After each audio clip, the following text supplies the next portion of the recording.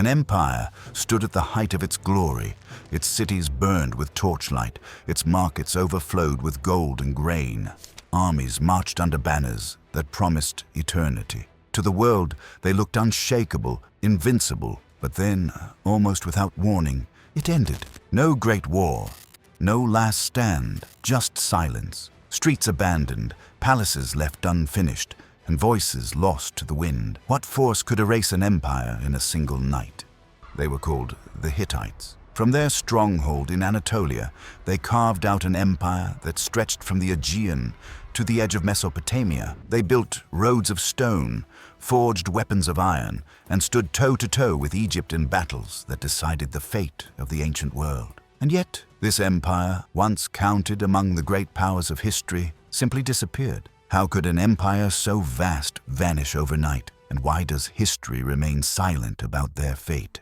The Hittite Empire was carved into the stone of Anatolia, a land of jagged mountains and deep valleys. From their capital at Hattusa, immense walls rose from the cliffs, their gates decorated with lions and sphinxes that warned strangers this was no ordinary kingdom. At their peak, the Hittites ruled a crossroads of the ancient world. Every caravan that carried silver, grain, or horses passed through their lands, and every army that marched risked facing their iron. For centuries, the world fought with bronze, spears of copper and tin, brittle shields hammered thin. But in Hittite forges, a revolution was born. Iron, blades that cut through bronze like paper, weapons stronger, deadlier, and worth more than gold. It was this secret that gave them dominance, this edge that made their armies feared across continents. Yet the Hittites were not only warriors, they were scribes, etching treaties into clay, diplomats who bound their rivals with marriage, and engineers who raised cities from stone.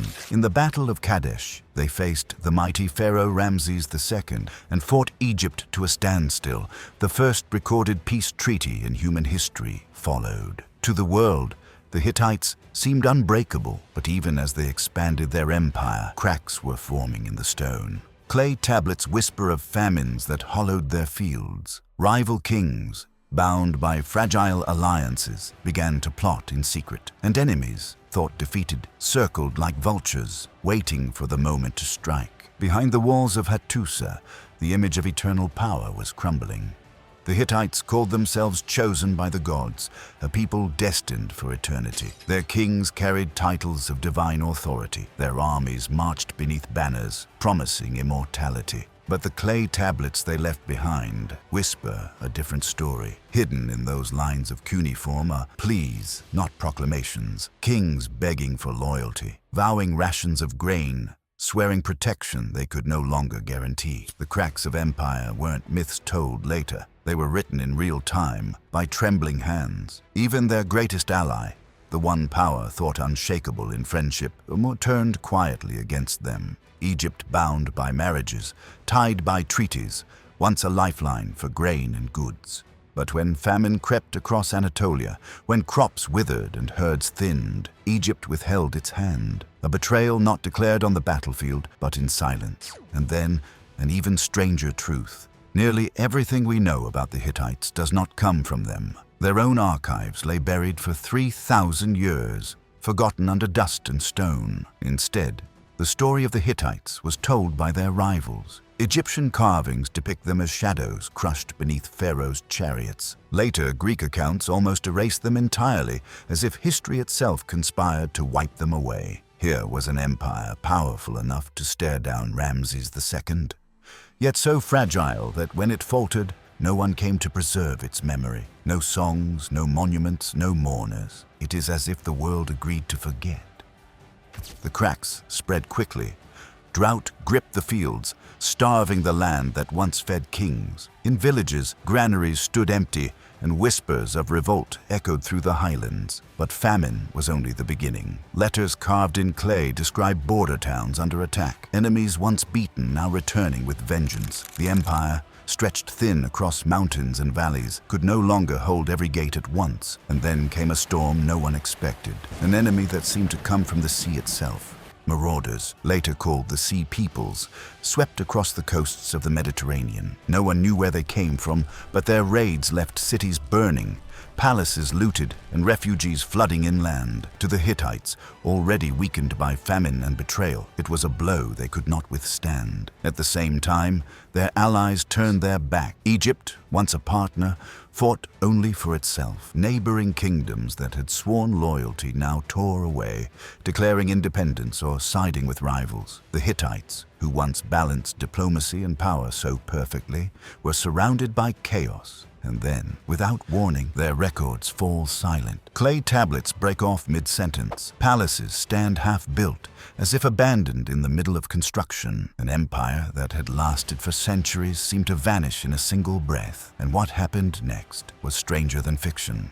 When the silence came, it wasn't marked by a final battle. There were no ruins of clashing armies, no epic chronicles of a last stand. Instead, the empire simply stopped. Archaeologists found palaces with walls unfinished, their stones stacked neatly as if builders meant to return. Clay tablets left half-written, the final words cut short mid-thought. Entire cities abandoned, their gates left open, their hearths still intact. It was as if the people of an empire simply walked away. Theories abound. Some point to climate collapse, a drought so severe it starved an entire nation. Others believe the Sea Peoples struck harder than records suggest, leaving chaos in their wake. Some even argue the collapse was deliberate, that the empire fractured from within, its people scattering into smaller kingdoms, erasing the Hittite name to survive. Whatever the truth, the result was the same. An empire that had rivaled Egypt and Babylon for centuries disappeared almost overnight, leaving behind only fragments, whispers, and ruins buried under dust.